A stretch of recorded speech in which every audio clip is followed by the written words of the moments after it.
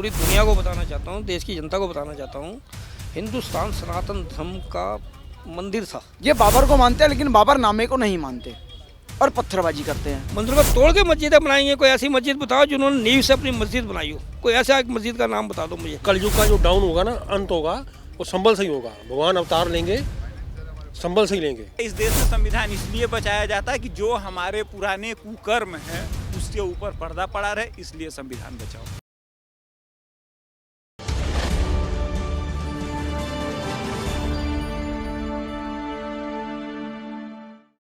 नमस्कार, the news 15 देख रहे हैं आप। मैं हूं आपके साथ तनुज दीक्षित। 24 नवंबर को संभल के अंदर हिंसा होती है, उसके बाद सर्च ऑपरेशन शुरू होता है और एक के बाद एक मंदिर निकलते नजर आ रहे हैं। पहले संभल में एक मंदिर मिला और 40 वर्ष पुराना वो मंदिर बताया जा रहा है। उसके बाद आज फिर एक और मंदिर संभल में मिला है। 200 साल पुराना मंदिर है और बताया जाता है कि जब संभल के अंदर दंगे हुए थे तब वहाँ से हिंदुओं ने पलायन कर दिया था और तब से वो मंदिर बंद था। ऐसे में लोगों से जानेंगे कि आखिरकार संभल में जो हो रहा है उस पर उनकी क्या प्रतिक्रिया है। क्या नाम है अंकल आपका? ललित।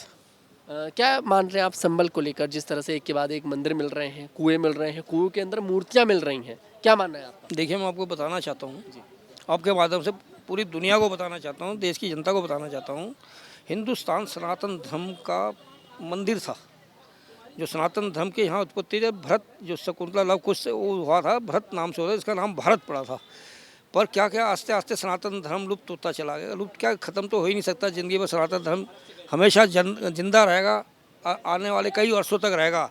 पर कुछ आक्रांतावादी आए बाहर से, जिन्होंने यहाँ मजहब और धर्म का परिवर्तन किया। हमारे यहाँ अभी उनका फ़ायदा उठाया लोगों का, और उनको मजहबी में बाँट कर उन्होंने काफ़ी अत्याचार किया, गुलाम बनाया, हमारे देश पर राज किया उन्होंने।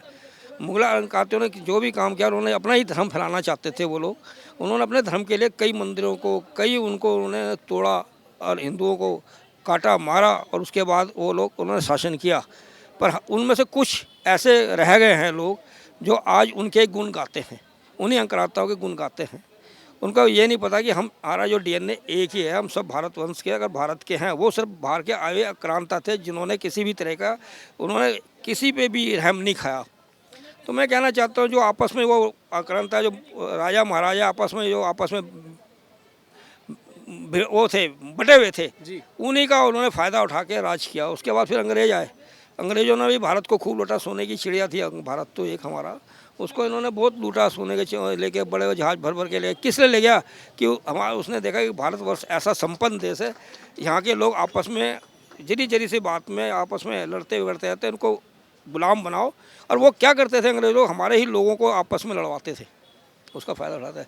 संभल में जो मंदिरें मिले हैं और जगह जो मंदिर मिले हैं, जो उनका आपको अवशेष मिले हैं या मूर्तियाँ मिल रही हैं, ये भारत के जो जन है ना, धरती, वहाँ जगह जगह पे है। जो मस्जिद है, मस्जिद तो बनाई गई है, मंदिर को तोड़ के मस्जिदें बनाएंगे। कोई ऐसी मस्जिद बताओ जिन्होंने नींव से अपनी मस्जिद बनाई हो। कोई ऐसा एक मस्जिद का नाम बता दो मुझे कि जिस महाराजा ने बताया। अगर अकबर भी रहा तो अकबर ने भी आप लाल किले पे करके आगे मस्जिदें बनाई हैं, उन्होंने भी मकबरे बने उनके। तो मैं ये कहना चाहता हूँ, मंदिर जो मिला है वो मस्जिद की जगह पर थोड़ी मिला है।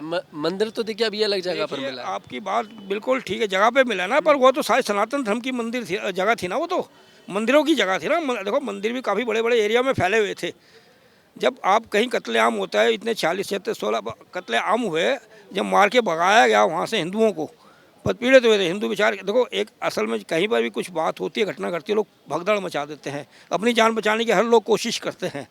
तो जैसा तैसा छोड़ के चले, उन्होंने कब्जा कर लिया। कब्जा, अब एक चीज़ सुनिए, वक्फ बोर्ड क्या चीज़ है? उस पर लाखों करोड़ों की ज़मीन क्यों है? कहाँ से आई? उसमें कितना उसने परचेज किया है? उसने बताइए ना, हिसाब किताब देता अपना? नहीं देता। पर एक मस्जिद के कारण जहाँ भी इन्होंने घेरा है, हिंदू धर्मों के मंदिरों को तोड़ के, बहुत एकड़ में फैले हुई जगह होती थी मंदिरों की, सनातन धर्म की बहुत है। मैं ये कहता हूँ, इन्होंने सनातन धर्म को ख़त्म करने की कोशिश करी। अब भी कुछ कट्टरवादी अंगेस्ट बोल रहे हैं, एंटी बोल रहे हैं, जो मुल्ले जो भी हैं, इनमें सारे मुस्लिम नहीं बोल रहे। मुस्लिम तो कहते हैं हम तो भाईचारा चाहते हैं। पर कुछ नेता वोट बैंक के लिए, जो बड़े बड़े ये लोग हैं, जो इनके मौलवी है, जो इनके बड़े बड़े आका बने हुए हैं, जो अपने विदेशों में बच्चों को रखते हैं, कभी आगे नहीं लेते। 72 उरों के दर्शन दूसरों को कराते, अपने बच्चों को नहीं कराते 72 उर के दर्शन। ये कराओ उनको भी। पर कहने का मकसद है, हमारे देश की जो राजनीति इतनी मैली हो गई है, जब से जवाहरलाल नेहरू जी देश के प्रधानमंत्री बने थे, उसके बाद आते आते जितनी भी सरकारें कांग्रेस की, उन्होंने भी कोई अच्छा कदम नहीं उठाया। इनकी जनसंख्या को दबा के रखा, छुपा के रखा, जिस वजह से आज ये हमारे पे हैवी होना चाहते हैं। ये भी, अगर 57 देश मुस्लिम है तो ये भारत को भी मुस्लिम कंट्री बनाना चाहते हैं। जी, क्या नाम है आपका? संदेह वशिष्ठ। बाबरनामे में लिखा गया था कि संभल में जो मंदिर है, मंदिर को हमने कब्जाया था। ये बाबर को मानते हैं लेकिन बाबरनामे को नहीं मानते और पत्थरबाजी करते हैं। बताइए आप कहाँ तक इन पे यकीन करेंगे। जैसे बाबूजी ने बोला भाईचारा, ये भाई नहीं चाहते, चारा चाहते हैं और चारा हम बनेंगे नहीं। संभल में पहले 45% हिंदू रहते थे, लेकिन आज संभल की स्थिति यह है कि संभल में 10% हिंदू रह गए हैं, 90% मुसलमान हैं। लोगों ने पलायन कर दिया या फिर कन्वर्ट हो गए? पलायन करा, और पलायन करवाने वाला कौन? मुल्ला मुलायम, मायावती। वापस लेकर आएगा कोई? बिल्कुल लेके आएंगे, क्यों नहीं लेके आएंगे। जो बांग्लादेश के अंदर गए हैं हमारे हिंदू भाई, उनके ऊपर जो बांग्लादेश में अत्याचार हो रहा है या पाकिस्तान में हो रहा है, पाकिस्तान का तो खैर गांधी का कारनामा था, ठीक है ना, तो उसको भी वापस लाएंगे। क्या नाम है आपका? नरेश। हाँ जी। नरेश, क्या लग रहा है आपके लिए नरेश जी कि जिस तरह से संभल में एक के बाद एक मंदिर मिल रहा है और कुएं मिल रहे हैं, कुएं के अंदर से मूर्तियां मिल रही बहुत हैं? कुछ मिलेगा। अभी कलयुग का जो डाउन होगा ना, अंत होगा, वो संभल से ही होगा। भगवान अवतार लेंगे, संभल से ही लेंगे जी, संभल से ही लेंगे, संभल से ही अवतार लेंगे। तो अब जो मंदिर मिल रहे हैं तो समझा जाए कि अब भगवान का अवतार चेंजिंग आने वाली है। चेंजिंग आने वाला है। संभल के अंदर उस मुस्लिम इलाके से मंदिर मिला जहाँ पर संभल के सांसद जियाउर रहमान बर्क का घर है, 200 मीटर की दूरी पर उनका घर है। और बड़ी हैरानी हुई जब मंदिर मिला, मंदिर में मूर्तियाँ थी, लेकिन मंदिर में मतलब कोई चोट, अंदर कोई चोट नहीं पहुंचाई गई। बहुत कुछ मिल सकता है।